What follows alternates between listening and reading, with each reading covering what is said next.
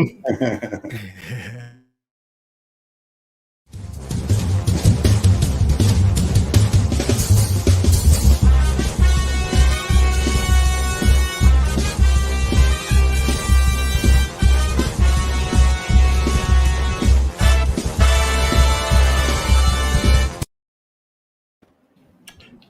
evening, Keepers of the Cash. Gary B, the Casual Comic Guy here, and we are here with another episode of In the Hot Seat with the Usual Suspects. With me, as always, that way, Jimmy the Don Kerr. What's going on, guys? We have our guest host tonight, one of our newest suspects, Chip Gettler, and hello, in the hot everyone. seat, none other than one of our own. A guy that, since he's come on the scene, has not only been a genuine friend to everybody here, not only been a genuine friend, but also a stand-up dude, pops into everybody's live stream, and has just an incredible heart of gold. And we're talking about our buddy, Nick's Kix and Comix. What a bunch of BS. How much did Nick pay you to say that? He's like the biggest attention whore ever. What the hell? That's why he's in everyone's... You don't have to say his name 3 times. Just say it twice, and he's in there. Gary, if you thank you, sir. Right, if you click on the little 3 dots and click the new screen, we really don't need those two. How are you guys going? Good, Pretty good. How are you? I'm sure people know you, but give yourself a quick introduction, just because this is what we do here. So people that are new watching it on the rewind get an introduction to who you are. All right. Well, I usually start off with, hey, yo, what's going on, everybody? Nick here from Nick's Kix and Comix, and I've been collecting again in the comic book community for 9 months. I want to say right around Halloween. I don't know what. Well, I do know what, but we'll get into that later. Yeah, I'm psyched to be back in it. Even though I've been a little bit disappointed by my favorite characters. I don't really read the X-Men nowadays, and I haven't read Spidey, even though I do have it on my pull list. So nice. So one of the reasons I wanted to get you on the hot seat tonight, though, I want to hear about Little Nick's comic book past. So you are a Bronx kid? I grew up in Brooklyn. Okay, a Brooklyn kid. Sorry. You would have been immediately shot and killed. Well, you know. Hey, yo! Forget about it. So you're a Brooklyn kid. So what was it like trying to collect back then? Was there a lot of comic areas around there when you were a kid? And how did you get into it as a child? You know, when I was first introduced, and I forgot to pull it, I had the uncle, kind of like Jimmy did. Who was the hustler. You know, every holiday we'd be out there in Sheepshead Bay selling flowers, and he would bring me coverless comic books for the most part. Old DC, pretty much old 12-cent DC, Legion Superheroes, some Superboy.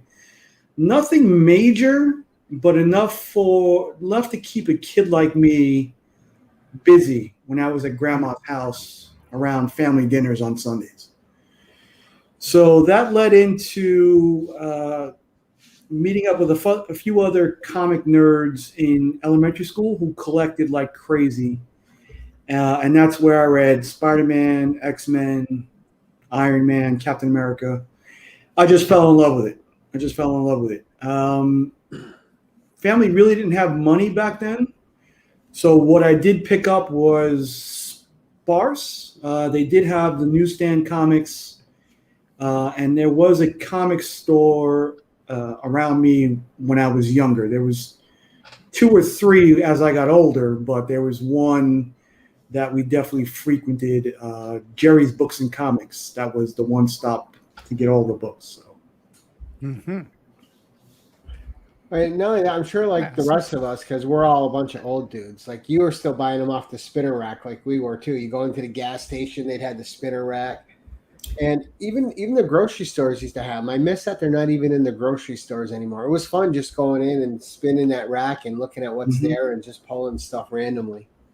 2 times that same spinner rack I saw as a kid got me back into comics in my mid-teens and my early 20s. I found, I can't remember what it was in my mid-teens, but in my early 20s, I had found New Warriors #1, which is one of those I picked up off the spinner rack to get me in again. Love that series. Yep. And Amazing Spider-Man 347, the classic Venom cover, with him holding up Spidey's skull. Like a Shakespeare kind of thing. The Macbeth cover. You can kind of see the homage right there. Mm-hmm. Yeah. Yep. So, yeah, I mean, I knew him well. Yeah, that newsstand definitely brought me back. So. Do they still have the newsstands like that? I wonder. I mean, I've been to New York a few times, but I don't recall ever actually seeing like the newsstand where you get the papers, the different magazines, or. No, you know what? They definitely don't have spinner racks. Yeah. Yeah, and in fact, that store is still there, but I don't think the spinner rack is. So, your two favorite characters are Spider-Man and the Angel. Mm-hmm. All right, so the Angel's not usually a favorite character of people. So, Spider-Man, yeah, we all connect with Peter Parker. What connected you to Angel? And his Champions run is what connected me to Angel. Right, and that red costume I loved, but same. For me, it's just something about wings, and you can see it here. I never read Spawn. I never picked up that issue, but that cover to me, I had to have, just because of the wings and just I always just thought it awesome.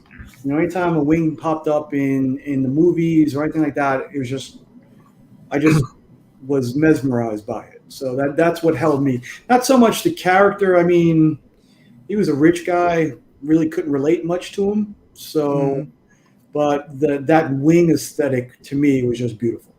Beautiful. Well, none of us can relate to Batman or Tony Stark either. They're rich guys. Well, Chip can relate it. I can't relate. Not at all. Not a chance. Not after spending money with Austin LeMay in the house. Yeah, and the other thing too. Sorry to cut you off. But the other thing too that it doesn't have much. I don't see much in comics, but comedy and tragedy. Those two masks are the other sigil, I guess, or the one thing that I've always tied to either.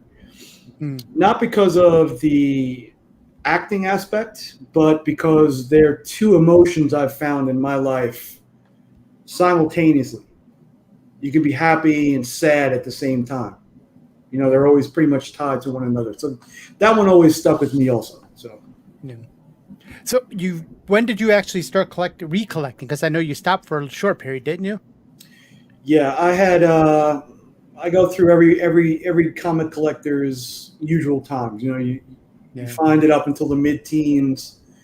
And then you find sports or girls or alcohol or a combination of both, combination of all three. And then when I hit 16, 17, it's all about going to the clubs in New York. So I'm trying to do that. And every now and again, like I said, with ASM 347, I'd bring it back. I'd read it for a little while. And then it's all about going out and hanging out and clubbing and stuff again, too. It wasn't until my late 20s that I started collecting again. And at that time, I just loved it. I mean, this was around the time, late 90s, early 2000s. Yeah. I was spending $90 a week on books, which was a lot at the time. I had worked nights, and to help me get through the night, it was reading the big stack of books. That continued probably until I was 34 or so. I just fell out. I had moved to Texas. And then about 4 or 5 years after that, I got back into it again. 2012 with the New 52. Okay. I picked up pretty much every one of those New 52 issues, the first 2 copies. I stuck with Batman because Batman was really good at the time. And I was lucky enough to pick up a few copies of Ultimate Fallout 4, which I still have in the PC. So nice. And then a lot of those coverless books that your dad or your uncles were bringing home for you was was a bunch of old DCs, right? Because Good stuff. what I associated with back then is I loved, and I don't know if you got these when you were a kid, was the Brave and the Bold at the time. Those were just amazing reads. So old Brave and the Bold with Neil Adams, Batman, and just I love the team up aspect of the Brave and the Bolds, and they were always a lot of fun. For me, I really dug Legion of Superheroes because there were a lot of cool characters. What was it? Elastalad, Timberwolf was one of my favorites. Just a lot of the costume designs I really, really liked. I like the odd characters too. They're always fascinating. Mm-hmm. Not in your norm. Right. I latched on to Deadman. I really like those early Boston Brand stories. And one of the books I still have in my PC to this day is one of the Batman Treasury editions. Oh, nice. And I wish I had remembered to dig it out, but it was one of the same ones I had, and it's been torn to hell. But in 2012, when I had a pretty good collection, I had went to Wizard World in New Orleans, and I had Neil Adams sign it out to my son. Oh, which was wow. one of the best things. And we can get in. I've had some other books for my son also. But that was one of the ones that I felt I had to pass on to him also. So that was pretty awesome. That was hold on. I was going to say, is your son actually into collecting comics now, or does he read, or not so much? He tries. He goes back and forth. He's got his own little short box now. Oh, okay. Which is kind of like a kick in the nuts to me, because for me as a comic book reader, you kind of want to pass that on to your kids, and I'm pretty sure you feel that way too with your children, Gary, and maybe your girls, Jimmy. But he never caught on. He never caught on in the beginning, and I was very disheartened by that. So all the books I had then, I've since sold. Yeah. And in today's market, we're talking probably $30,000 to $50,000 worth of books. Wow. So when he decides he wants to collect again, and now he's coming back, he's coming with me to the comic store, and he's like, all right, I want this, and I'm like,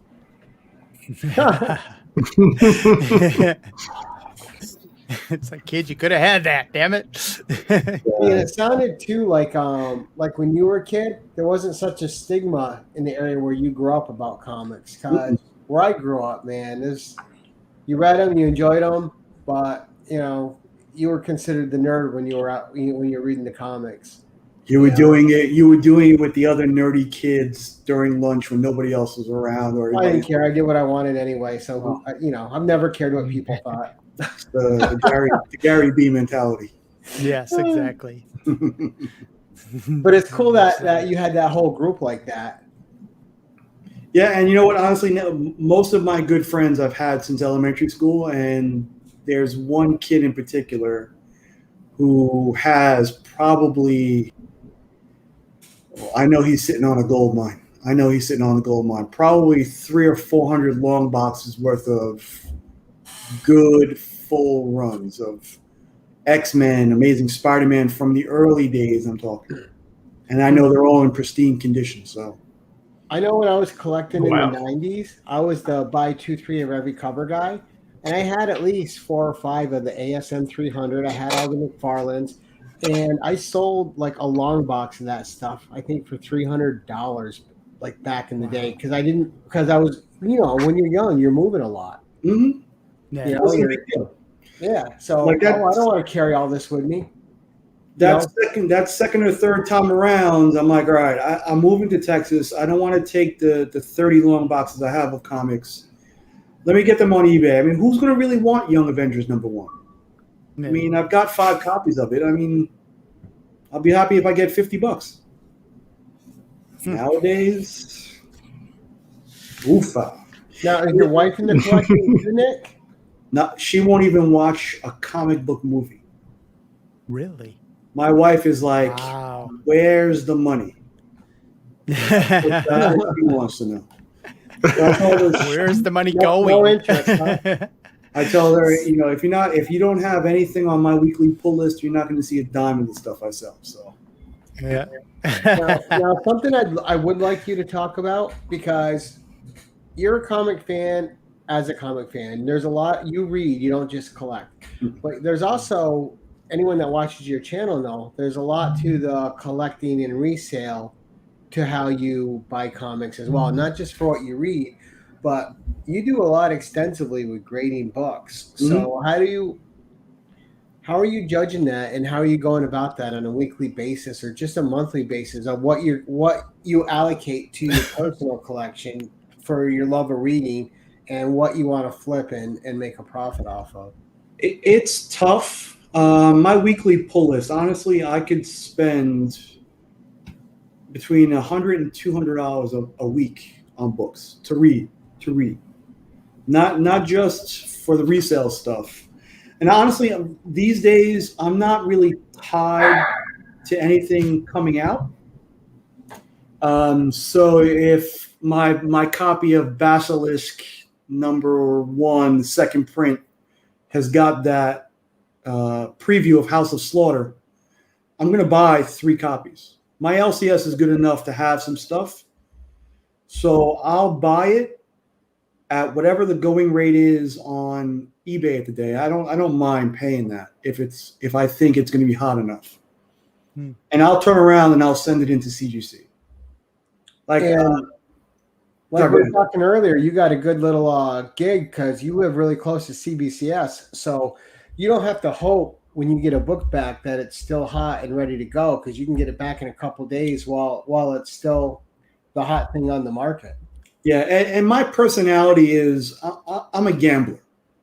All right, I can take a chance and spend $700 on Something is Killing the Children #1 Black Cape edition, and hope I can sell it for double that. Like, for me, that's something I'm interested in. I've been fortunate somewhat so far, because sales so far on eBay haven't been great, but there have been a few that I've turned into gold. Last week I had sold a Daredevil 131, which is the first appearance of Bullseye, with the Mark Jewellers insert. Oh, nice. That I paid $300 for back 6 months ago. I sold it for $1,300. Wow. Another one is Avengers 23 that I just picked up because it was John Buscema's first Silver Age work on the Avengers, I think it was. But it was also the first appearance of Kang's love interest. So the spec in me was like, this will probably turn out. If Kang's going to be in the movies, why else do guys do what they do but for a woman? So It makes sense to buy it. So I bought that one for $50. I sent it off to CGC. It came back in 8.5. I sold it for $850. Nice. So for me, that kind of stuff is what I look to do. I just have to let you guys know my wife jumped down here and she says, by the way, Nick, she gives the show a 9.5. I'm just saying, that's what she said. Okay, so we can drop the comic talk now, and we can get into what Chip is discussing, because I feel she did say it. When you take the power from bullies, they're really not funny.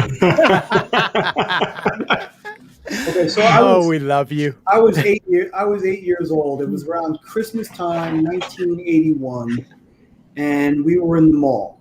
Okay, so I was playing with an exercise bike back then. And back then, the exercise bike, they weren't belt driven. They were chain and sprocket driven.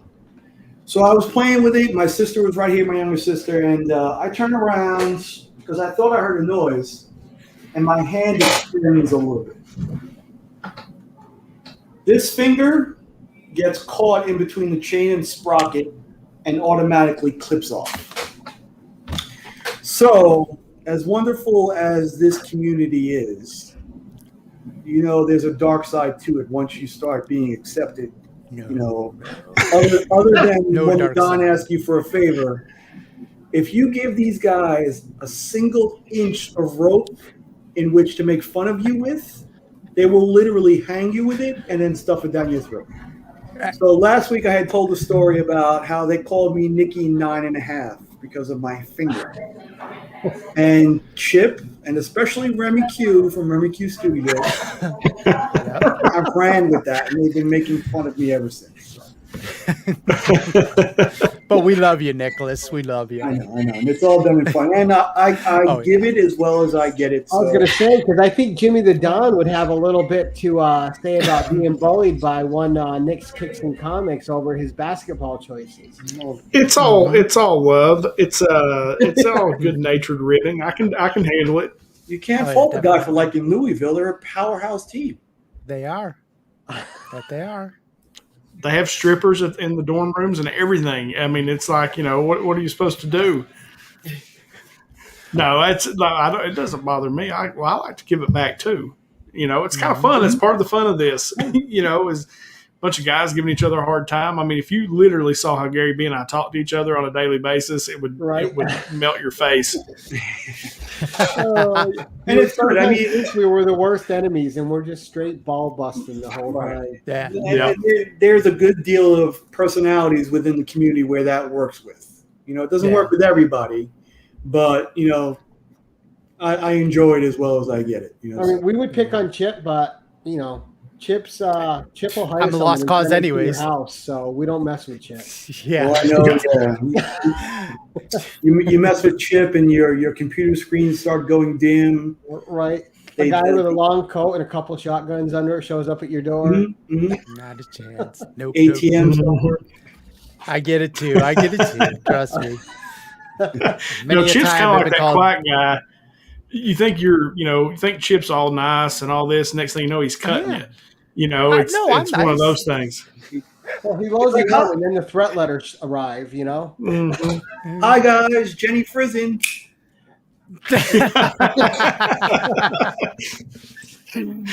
Oh my Lord! There you go, Rob. A bunch of guys giving each other a hard time. Sounds like a prison movie. Sounds like Rob's watching the wrong kind of movies. Yeah, Rob, what are you watching?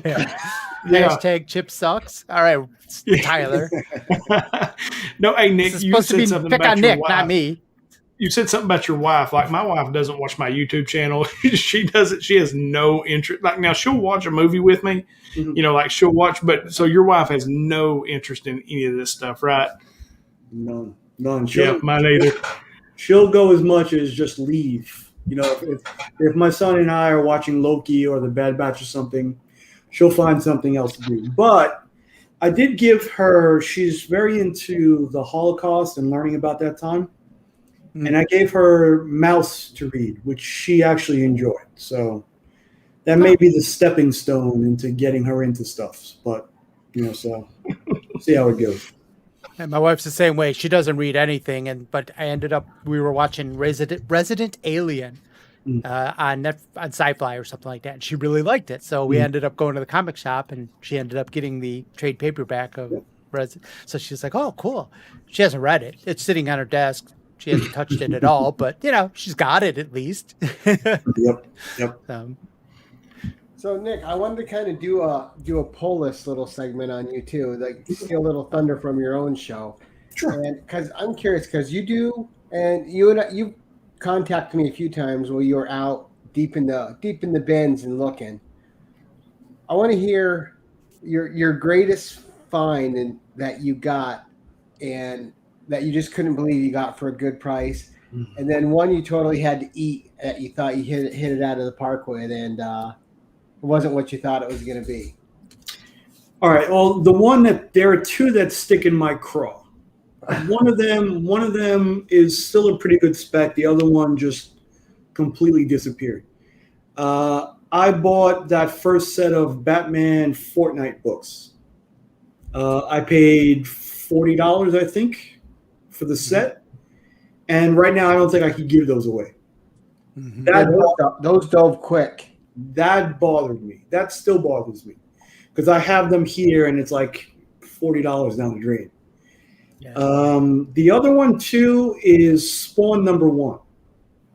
Knowing that I've had 5 or 10 copies when those things first dropped, and then to have the fact where I paid $30 for it this time around, kind of stung also. And I'm surprised it's at 40 because even last year that was just a $20 book all day. Yeah, I think it was either 20 or $30, but not paying, what was it, $1.95, I think it was back in the day. Yeah. That kind of stuck with me. As far as top books, I had mentioned the two that I found that I was able to flip for a good price. I have 2 copies of Ultimate Fallout 4, which I bought day one, which graded out at a 9.4 and a 9.6.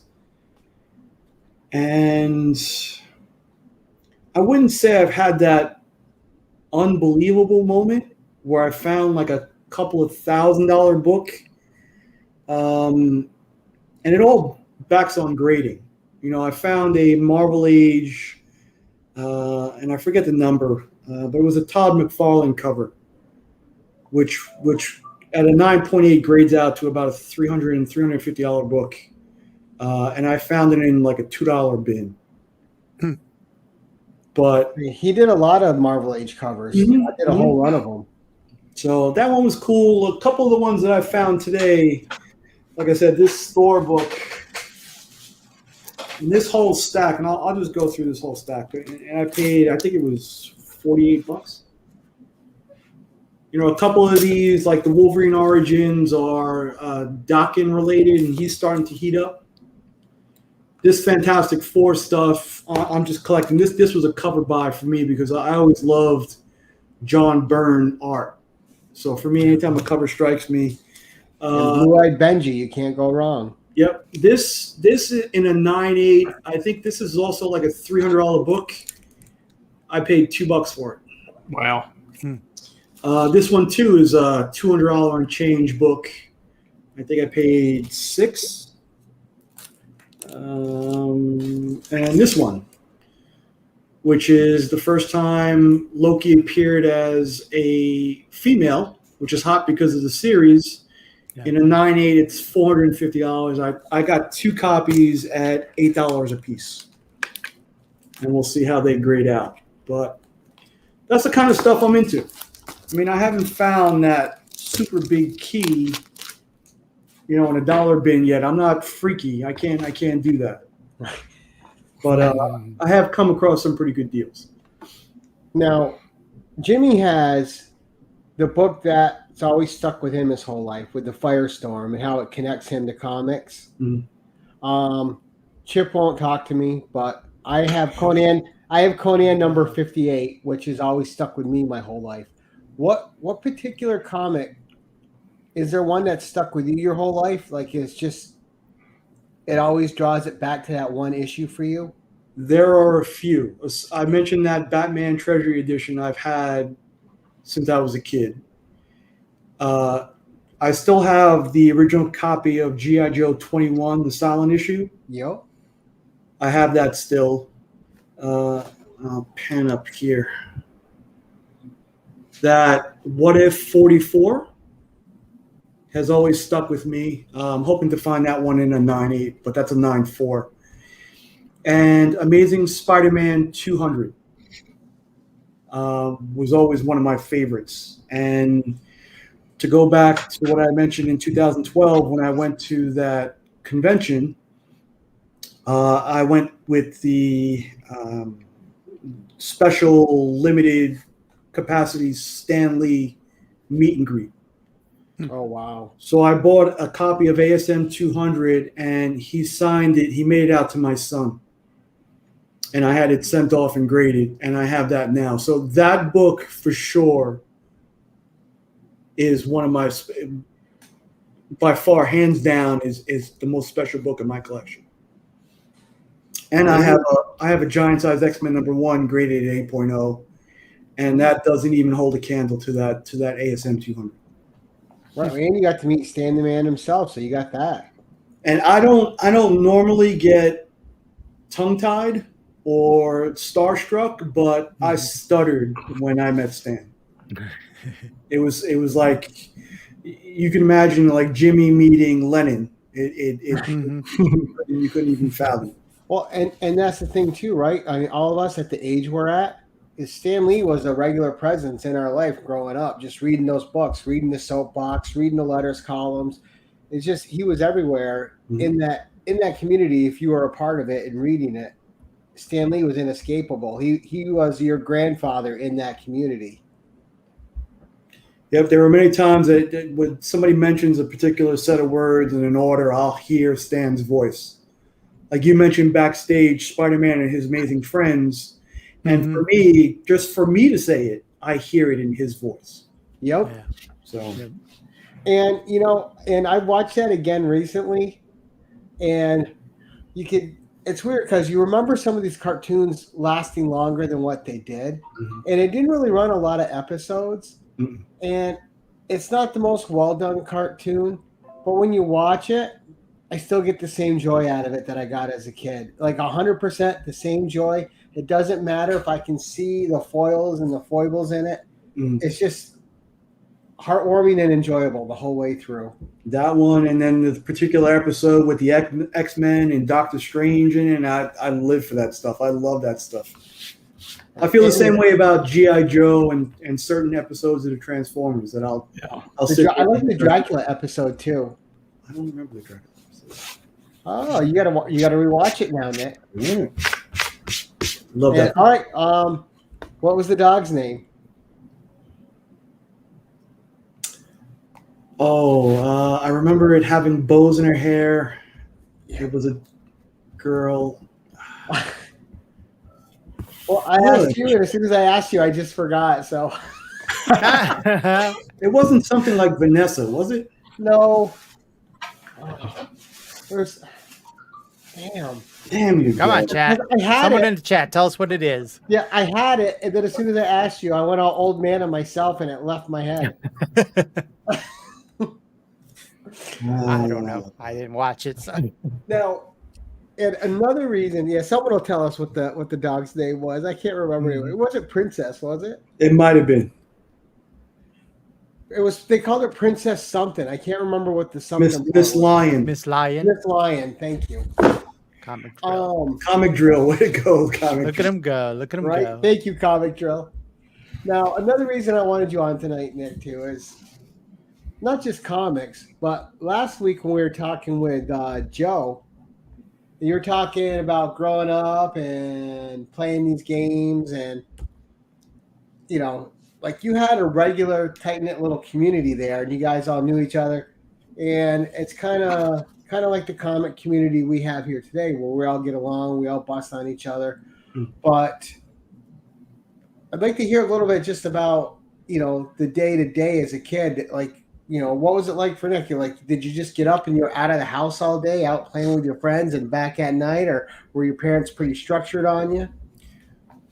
They weren't structured, and I tell you, it's different now because the place where I grew up is a war zone now. I hear stories daily about kids, with these scooters you see in the city now, the scooters you can rent. Yeah. My friend told me today the kids are just renting those and doing drive-by shootings in my old neighborhood. Wow. So, but for me, growing up in the place I grew up in a place called the Bayview Projects in Brooklyn, New York. For me, growing up there, I could never, ever see myself leaving that place. That's how much I loved it. From the morning school, the elementary school was right there. The middle school was not that far off. We walked everywhere. There were people, kids of all races, colors, creeds, income levels, and we all grew up together. So for me, and to see my son growing up where we live now is a little shocking to me. I'm a little disappointed in it, but I'll get to that in a second. That was the thing. As soon as summer hits, as soon as I woke up, I'm brushing my teeth and I'm out the door. There was always some kind of sports going on, hanging out, basketball, baseball, football, the sprinklers on here. They're hanging out. They have radio. Oh, there's a barbecue there. Let's go. Let's do this. And we wouldn't come home until the street lights came on when I was younger. like you hear stereotypical city kids. Yeah. Well, and I think that was just typical of kids of our generation, because I would get up and be gone all day, and no matter what it was, we had, and kids on bikes is a thing of the past these days now. And our kids live an indoors existence for the most part, which is tough. It's not that type of environment where they're out every day. Like I was out all the time. But I'm sure Danny was. I'm sure Chip was. Oh yeah, but, definitely. You come home, you eat your meal, and you're right back outside again. And back out. And us, it was softball, football, basketball. We're playing those, having fun, and then of course you're chasing each other through woods, and you're chasing each other in different. Just so much fun, and it's something I wish was still like that today for my kid. But unfortunately, like you said, it's not. It's not that environment anymore. But no one can play with each other now because everybody's so ready to fight over something that's nothing. Right. And it's escalated to levels way beyond what we had to deal with. But that being said, I remember having Atari 2600 for the first time and spending many sleepless nights in front of that thing. Where my parents were asleep, me sliding off into the living room to play that thing for hours at a time. So I'm pretty sure if I grew up now, and honestly, my wife will tell you, like there have been times before comic books, PlayStation all day, baby. Yeah. I was on Apex earlier today. I got home. I'm like, no, I got to try to stay up. Boop, hit that PlayStation. I'm on Apex. I'm sitting there playing it. I'm like, the new season started. Got to get my first win of the season. Get in there, get it done, and so easy. But I don't know. I guess each generation has their thing, and this is theirs, and it's our job as parents to kind of find the benefits in that, and then maximize those benefits. Oh, definitely. Well, I remember people asking me, like, why did you name your kid Xavier? Why didn't you name your kid Gary? I'm like, because I don't want him named after me. I want him to have his own identity. I want him to be his own person. He doesn't need to be a junior. He just needs to be him. That's why he's got his own name, so he can grow into that himself. And there's nothing wrong with naming your kid after yourself. It just, for me, it wasn't right. And I just didn't want him to, because I have other friends that were named after their parents, and their parents also wanted them to take over the family business, but it wasn't what they wanted, and it made them the pressure was just too much. Oh, is that a Chip Gettler? Yeah, I was actually named after my father. My real name is Thomas, and so of course my dad's name was Thomas as well. So it was always my mom gave me the nickname Chip, just because she was like, I'll be damned if I'm going to be calling for Thomas and have your dad ignore my ass, so I'm going to name you Chip. So, he had to work around. Let's just say by the time I turned 3 or 4, they were divorced. So what was that? Was that My Three Sons? One of them was named Chip? Yes, exactly. Yes, my mom. Was that it, really? Yeah, that's exactly it. My Three Sons. My mom had a little crush on the character from My Three Sons as a kid, as growing up. So I don't know why she would name me after someone she had a crush on, but hey, it is what it is. But your parents could give you a hillbilly name and call you Jimmy Don. You're like, I've got 2 names. Everybody calls me Jimmy Don. Like which my dad's name was Jimmy too, and my grandfather's name was Don, and so that's where the Jimmy Don came from. But yeah, funny. My father-in-law grew up in Arkansas, and his name's Jimmy. And you're always like, "Oh, what's your middle name?" He goes like, "I don't have one." It's like, what do you mean you don't have a middle? It's like, I just don't have one. It's like so weird that, But did you ever dress up as a rescue ranger for Halloween? Chip and Dale Rescue Rangers?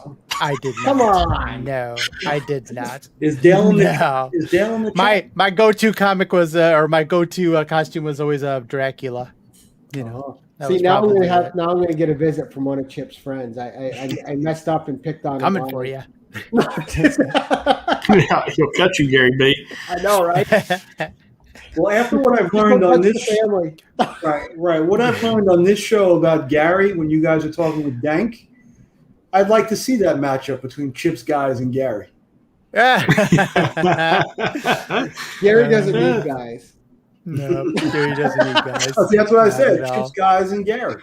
No. Yeah. Oh goodness. So how did the YouTube thing start for you, Nick? What made you start doing that? Were you watching people beforehand, or did you just need something to do like the rest of us when COVID hit? No, I mean, left to my devices, I'm pretty okay. And honestly, I'm not. I joke around. I guess I kind of may seem like I like being on camera. I'm really not, though. I don't know what the impetus was to get me into YouTube. I had watched it previously, but not for comics. I have this statue back here. And I had looked, there was one piece that I couldn't figure out where to put it on. I had found Gem Mint was the first guy to have that statue and put a video up. So I think it might have been him that led me into it, but I really don't remember why. I remember what was, but I don't remember what the impetus was to get me into YouTube. I thought maybe I could maybe make $1 million doing it, but I found out quickly it's an expensive thing to start in the comic book community. But these mystery boxes ain't cheap. No, they ain't. Nope. Well, and that's why I think you see a lot of us start with those, and then we veer away from them fairly quickly. Mm-hmm. They're and like anything, it's new and it's fresh for a while, and it's fun, but then the luster of that kind of goes away. No, but I tell you, like that for me, I've been mostly spending mine on Bronze Age. Yeah. That first box for me, I bought from Eye Candy Comics, and it was $800. And like I said, I'm a gambler, and even to lay that kind of money down on a mystery box was a little hard to do. Yeah, you went big boy right away, huh? Right, yeah. And that's what a lot of the guys in the chat I had mentioned. But I still talk about that box to this day, 8 months later, and I really enjoyed what was in that box. And that box, who else bought that box that day? Lynx bought that box. Alan May, Wild Comics, and one other person I think bought it. So that's how I met Lynx. And hearing him talk and finding his channel, I could tell something about him. We were close in growing up. But we had a lot in common. Like I could tell he was from New York or something around where I grew up, and he was. So that would kind of link me into him, no pun intended. And then just looking around and finding your channel, Gary, and seeing what it was, the way you showed yourself, and that really stayed with me. That really stuck with me as an example, not only how to be in the community, but to be as a general human being, so. How to be an old fumbling dude on YouTube? No, not at all. I think in the beginning, I mean, we all can't start out at 4K, 120 frames a second like Chip. We all bumble around until we I didn't start out this way. I started out with a damn phone. I remember when I first saw the first video from Chip. I'm like, wow, that production quality is amazing. Like, Chip, you do have beautiful videos, dude. Thank you. Now, I wanted to know, too, because you said when you were growing up, Nick, that you couldn't envision yourself. You were so happy with where you were. You loved it so much you couldn't envision leaving it. So what finally was the impetus for you to move away from your home? Was it a job? Was it school? Or just did Nick get the wandering bug as a young adult and you just needed to spread your wings? There have been a mix of the stereotypical things that led me to where I am today. Back in those days, my parents' relationship was never really good. So there would be those nights where I'd get woken up out of my sleep by my mom saying, "We're leaving." So that would lead me to places on Long Island. There was a summer, I think my 16th year, where I stayed at my father's house, but he was never really around. So essentially I was by myself that entire summer. In my 20s, I would follow around, where I could room with other people. That led me to other places in Brooklyn. And then ultimately, my job and a girl that I had met moved me to New Jersey for a time. I lived there for about 3 years. And then I kind of felt the ceiling hitting my head at my job. So there was a program at work that offered me training. Essentially, it came out to about $100,000 worth of IT training with IBM, but the only catch was I had to move to Texas. So seeing the ceiling hitting me in the head and not feeling I can do much more at my job there, I really didn't have any ties that kept me to the New York, New Jersey area. So I left for Texas. I went there with the whole notion that I didn't want a girlfriend. I didn't want anything. My focus was work, buying a house. It was going to be me and the dog, and that's it. About a month in, we went to our first Cowboys game just to check out the new stadium, and a coworker of mine says, you never know where you're going to find love. That week, I found my wife. Within 6 months, we were engaged. Within a year, we had a kid on the way and married already. So within a year and a half of me moving to Texas, married, kid on the way, mortgage. So I always say the Southern hospitality was there waiting for me. Even though my sentiment moving to Texas was like, I'm leaving the greatest city in the world. Why would I want to go to Texas?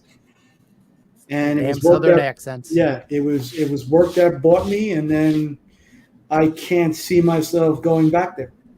Yeah. So it's odd the way life. It is. I could never go back and live where I came from in my small town. I could never do it. Even visiting it, I don't enjoy being there. So I don't know. And comic books. Hey, Geiger. So speaking of, I actually do have a comic book question. I see that press over your shoulder, and so I was interested, to know: do you press all your books, and how did you get started doing that? How did you teach yourself to do it? Yeah, I mean, I'm still learning, and I would never entrust myself to do pressing of I got that giant size X-Men. There was no way I'm touching that. Right. But a lot of the modern books I pay cover price for, I don't mind doing. I've gotten pretty good at it. My whole thing is it's costing me $20 to press a book. I mean, instead of getting 10 presses in by somebody else, I'll just buy a press and learn to do it myself. So that's what I've been doing. I've only messed one book up so far. And, those dollar bins and 50-cent bins, they're great to buy a bunch of beat up books and just practice with. Yeah. So is it very hard to do? I mean, as far as. There are a ton of great videos. I'm Jerry the Jitterbug, which you better be a guest on this show, Jerry. Right.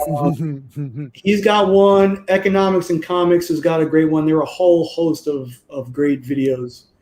And it's really essentially setting a number and a time, depending on the type of book. Moderns are just usually between 150, 160 degrees for 10 minutes. Leave them in the press for 4 or 5 hours per side, and you're good to go. The older books, you have to humidify and stick in the chamber and loosen up and make softer the paper a little bit more, but it's not really that hard. Not really that hard at all. I don't know. I've just been thinking about buying one just to, have something else to do, I guess. But, just to try to learn. I watched Jerry the Jitterbug, and I'm never going to be that guy. No, he's amazing. What he does scares me to death. Dude, every time he soaks a book, that poor cover, Wiz Comics. No, the Shazam cover. Every time it goes into drink again, I'm like, oh, it's gonna fall apart this time. This time it's done. Like, how many times can you soak it? The thing that gets me about Jerry is not his technical expertise, because you can learn that, but his patience I will never have. Yeah, I'd be tearing the table of books. It'd go miserable. I'd just as soon tear a book in half. And I had a conversation with Jerry about that. I'm like, dude, I don't know how you're that patient. Because I would sit there, I'd start peeling, and I go, you know what? I'll be done with it. That's it. I'd go in a rage and it'd be in pieces on the ground. I wouldn't have to worry about that book ever again. Yep. And with the scalpel, I'd probably have a matching pair. Right. And then they rate you 9.0, huh? Yeah. No. Plead the fifth. But I would highly suggest it, Jimmy. I mean, it's $250 all in with the supplies, and you're saving yourself a ton of money having somebody else do it. So, but that's all. It's not a lot more time for you though, because like you submit a lot at a time. Do you press everything you send in? No, I don't. But you know what? Too, I work from home, and I can have 8 hours where I can get 4 books done in an 8 hours sitting. That press is big enough to hold 2 books at one time. So if I was really on it, I could probably bang out 20 books a week, maybe more. But I don't. Like, see, I have this little pile here I have for pressing, and that's been sitting there a while. So. And that sounds expensive where you're at, man. $20 for a press. I pay $11 to get my books pressed here. 11 a book.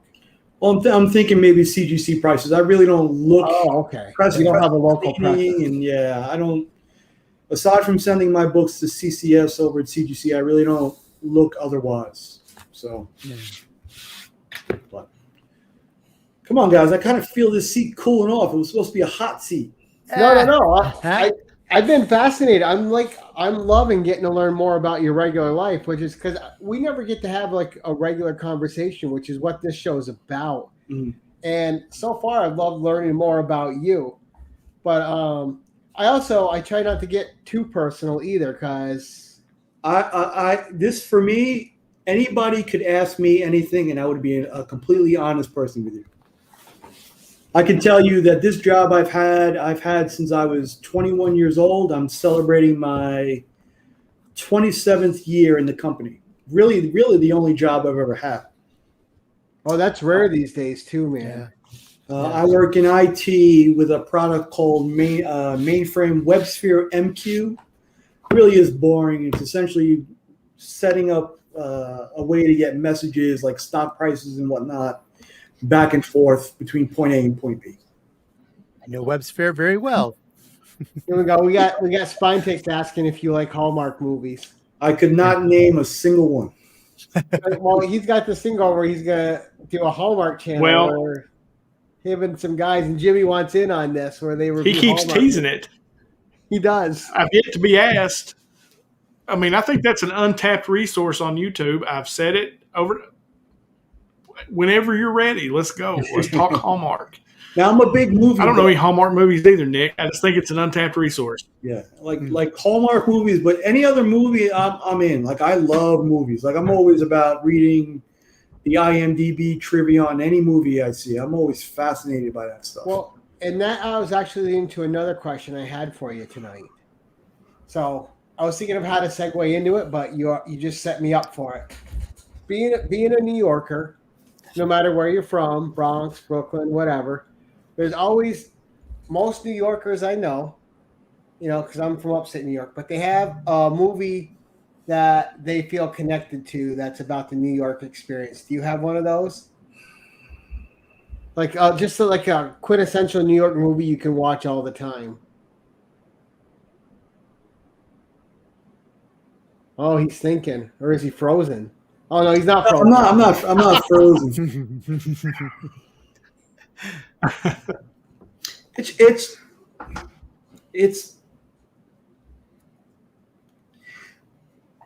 And Remy, going back to the whole 9.5 thing with Chip busting my chops about, Remy made a funny thing with my Nikki 9.5 in Goodfellas.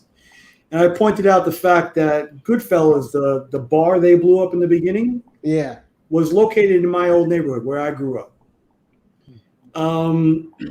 There are certain things in certain TV shows that I'll see that make me feel that way. And I guess... Like blowing up a bar? No, just kidding. No, I mean, that mobster element. In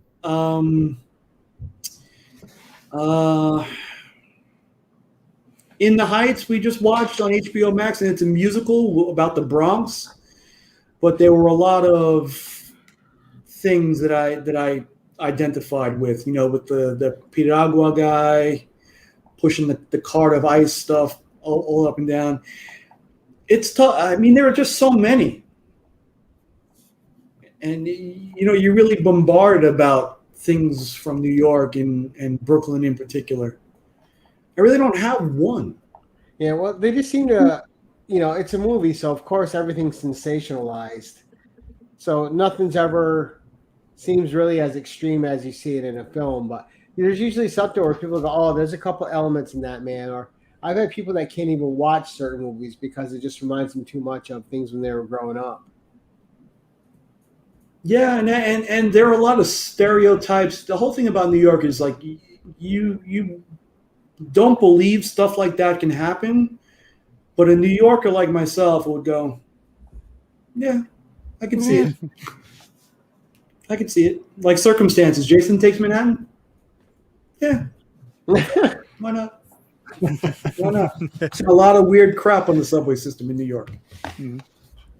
Well, that's a weird thing too. Just people who've never been on a subway, that's got its own way of doing things. And unless you've ridden on subways, you don't get it. Or especially going through New York back in the day, you go through Grand Central Station even if you're traveling. And the one thing is you don't go use the bathroom. Not unless you want to come back out without anything that you went there with. And, I'm sure that's changed now, or maybe for the better, maybe for worse. But when you're traveling through there, you keep to yourself. Someone comes up to you, you ignore them or you push them away and you move on. But you don't get led anywhere. See, and that's segues to my earlier thing about growing up, having my son grow up where we are now. Mm-hmm. Here, I want to teach him the street elements of it, and I'll point stuff out to him that he just doesn't understand, but it's day-to-day stuff that as a New Yorker not to do. So the other day I taught him, I said, listen, when you're walking past a corner, you don't cut the corner sharp, right? You always round around the corner. Exactly. So he goes, why is that, Dad? And I'm like, well, first of all, you don't want to get mugged. You don't want somebody else. But that stuff doesn't happen here. I have Mercedes delivering pizza where I'm at. It's not the ghetto I grew up in. So it's just that he grows up safe. He grows up in a public school where it's not like a zoo, but he misses that street element too. So. Yeah, you lose out on that street smarts and the ability to think on your feet and be reactive. You just have a feel for when you're growing up, and you don't think about it until you see someone else do something. You're like, whoa, why did they do that? Are they trying to get hurt? What are they doing? Yeah. Oh, good. So, being where you are now, like you said, you couldn't. You were more than comfortable being by yourself. Now you're a family man. You're settled down. What's the one thing that the Nick of today would like to pass on to his kid?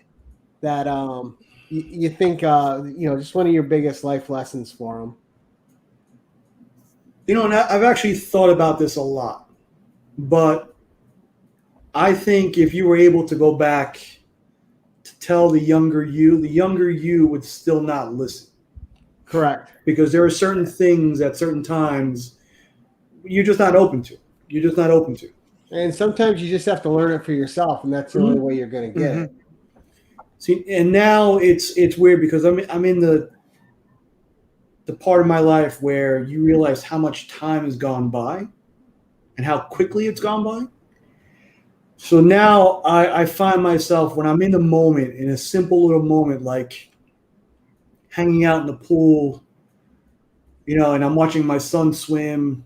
My wife's behind me reading a book, and it's just, this really is what true happiness is, and you don't really come across it. I mean, there are a lot of things when you're younger you get distracted by. So taking that moment to smell the roses is really one thing that I've learned to do. Right. And when you're young, you don't have that vision, and you can't until it's got to be a hindsight thing. It always is. You're always looking forward. Like Friday night, we're going out. Where are we going? What are we doing? And it's like, even these days, like I see how fast 48 years have gone by. Mm-hmm. I never say I can't wait till this day is over anymore, because I love being here. Right. Mm-hmm. It's amazing because a week can go by and you can barely remember it. It goes by so fast. Yep. It does. Yep. No, you're right, man. I said, just taking a second to relish the moment that you're in when you're with your family or whatever. I said, that's something I've thought a lot about too lately. My kids are getting to that age where you're trying to pass the right thing on to them. I think about that stuff all the time too. It's just, it's a different thing. My life is so hectic, and just when you can take a second and, and enjoy where you are, it's really important.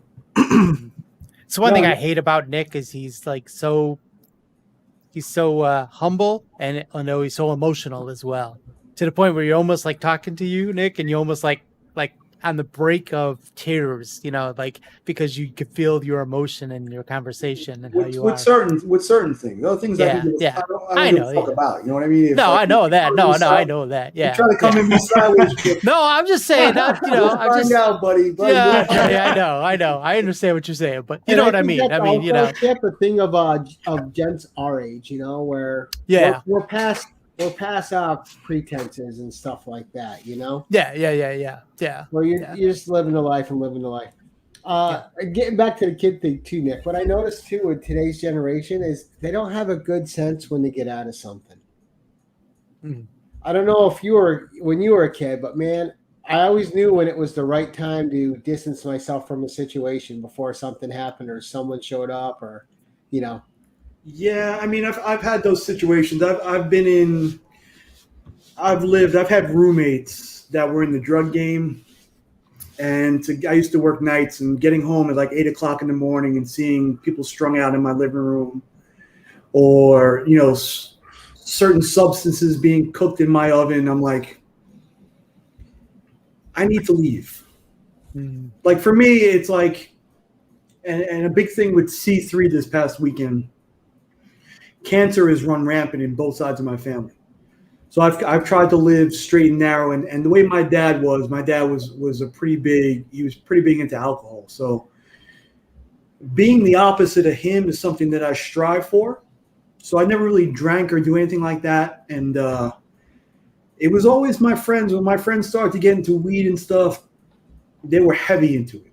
And for me, it was just like, I never want to do it. Just never want to do it.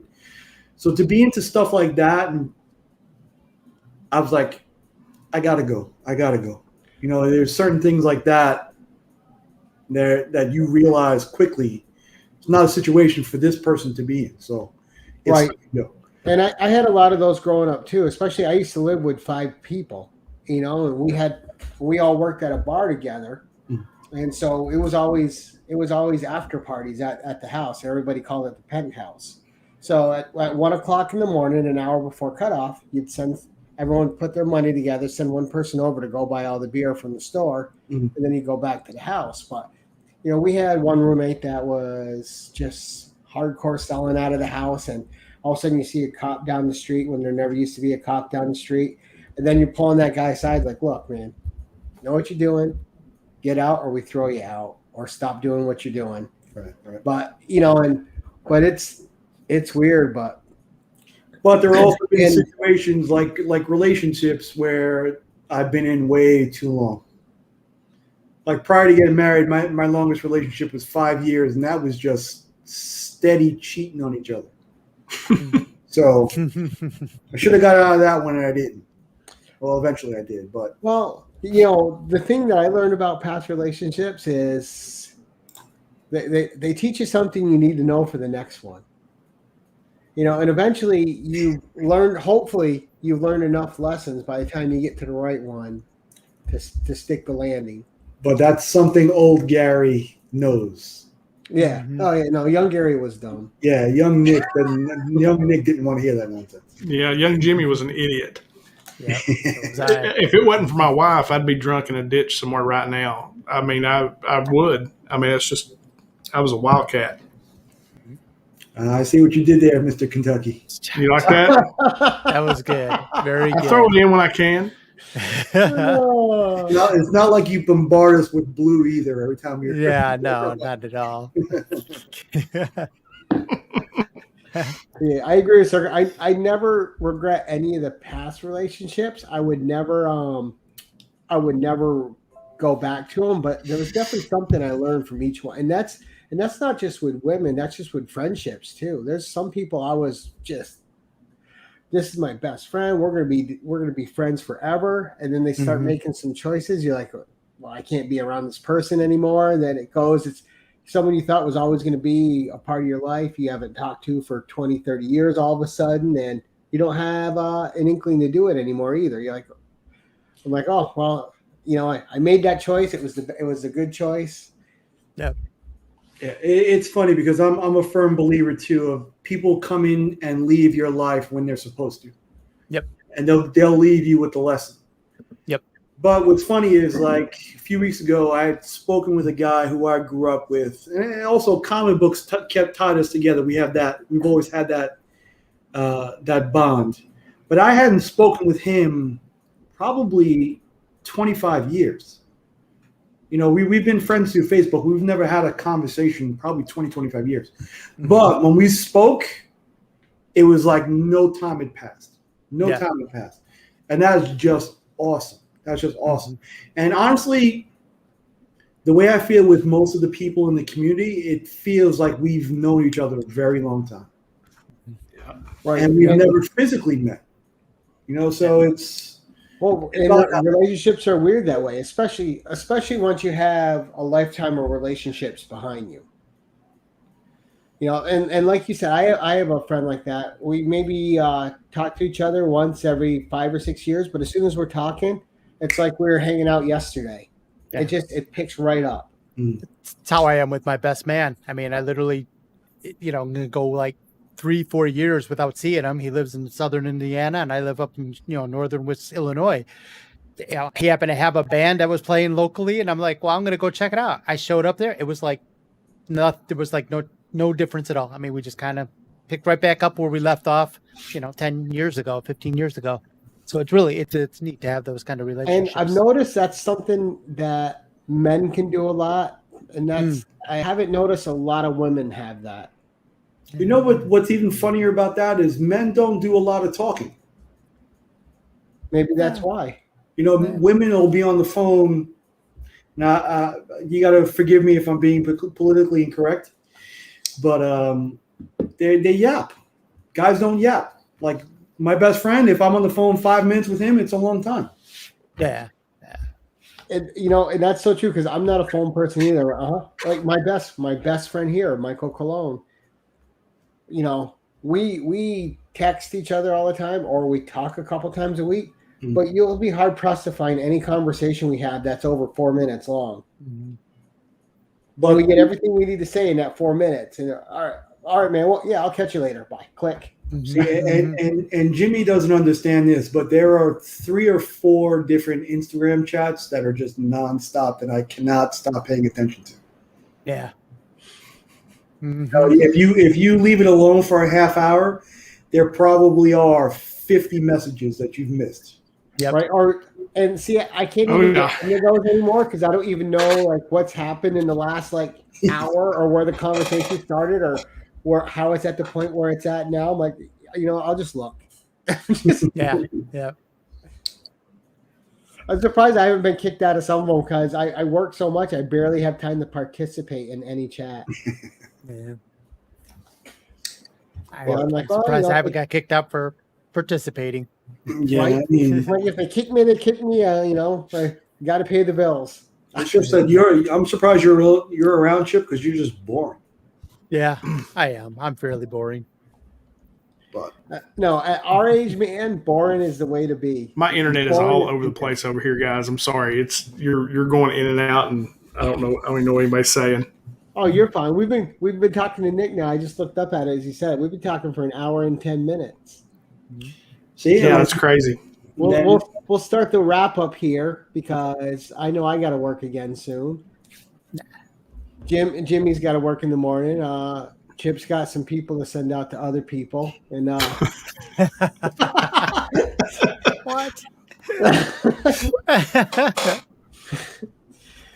Watch. Next week we'll show up for the usual suspects, and Jimmy and I are each going to wake up with a 0.5 on our hands. Right. Chip Gettler. I mean, 0.5 is technically not right. It's more like a 0.66333333. Oh, that's true. Yeah. So it was a little more than a half.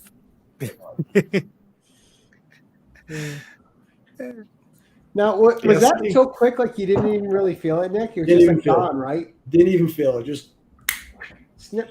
And I'll tell the story that I have a childhood friend who would happen to this hand with, but he got his caught in the door, and he felt that. Yeah. And my fingers are just all jacked up. I got this one I dropped a big rock on when I was a kid. And these two pinkies have been broken because of basketball.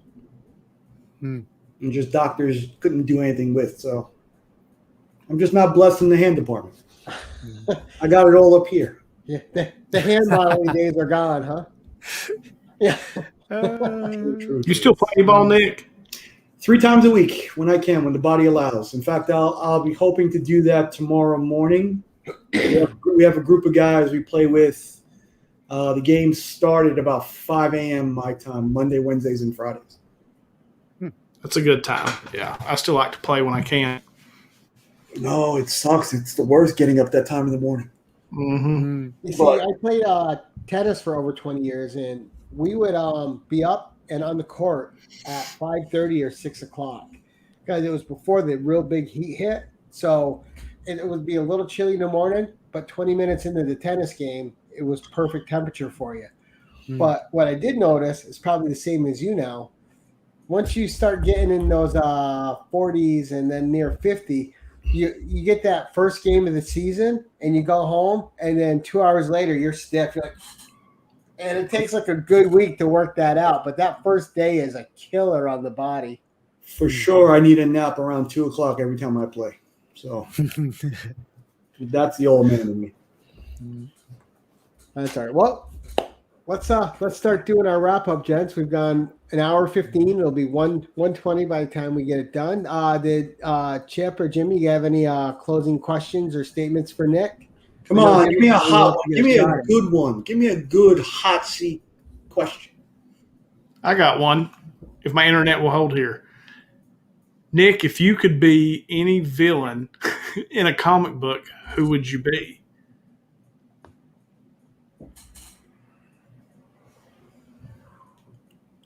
I'd be Doom.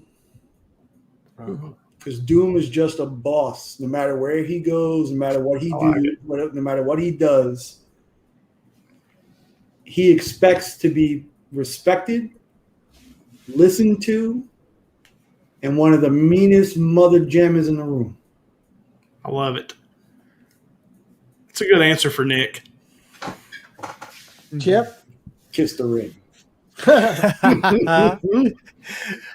For me, it would be basically, we know that The Crow is probably your favorite movie.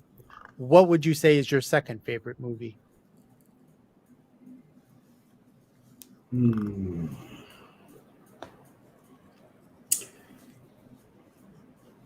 I've always liked non-superhero movies. I've always liked What is that movie? And I can't remember the name of the movie. So Magnolia.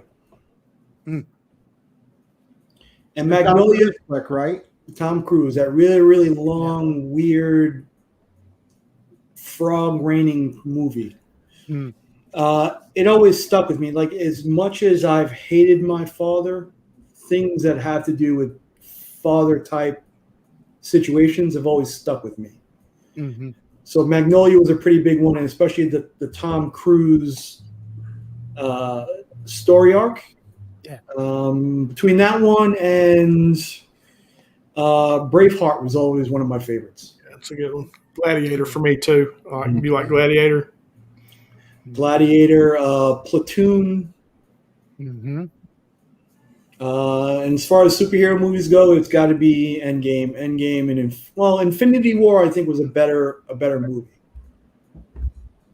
But just those two, I would watch. I would take 6 hours out of my day just to watch through and through.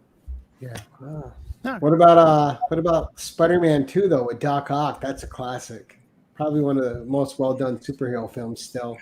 I liked it, but for me, I think about that series, and the third one just ruins it for me. That whole damn routine just tanks it, kills it for me, kills it. Yeah, the emo Pete's tough. Mm-hmm. Mm-hmm. Now, see, now you've looked like you've practiced those moves. Was there an emo neck? Listen, in my day, like I said, I used to go to the club, so I'm a pretty good dancer. I'm not gonna. I mean, I'm not all saying I'm all that, but I could keep a step or two. Nice. Never did that. Started in the early days at the Palladium, and look at you now. I know. Yeah, The regular Travolta over there. See, 86th Street in Brooklyn. Yep.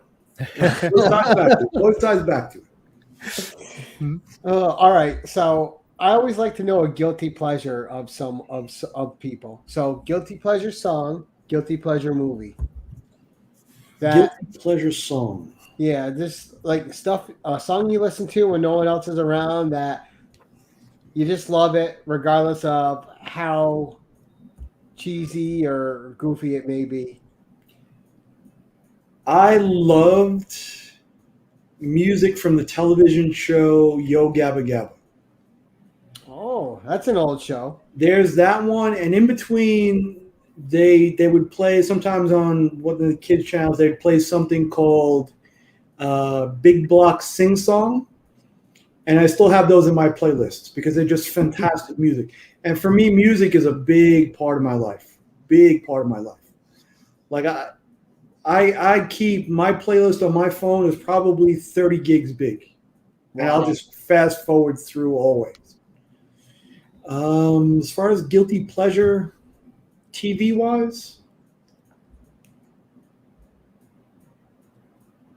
I guess it's those old G.I. Joe, all those mid 80s cartoons, like you said, Spider-Man's Amazing Friends, G.I. Joe and Transformers, and Voltron. I could always watch those. Thundar the Barbarian. Thundercats. The Herculoids. The Herculoids Oh, my yeah. Those are great. So. Very nice. All right. Well, we'll start with Chip, go to Jimmy, then me, and then Nick. We'll let you sign us out, sir. So, Chip, you still need to come up with a catch slogan for your sign off, buddy, but let's see if you got one tonight. I do.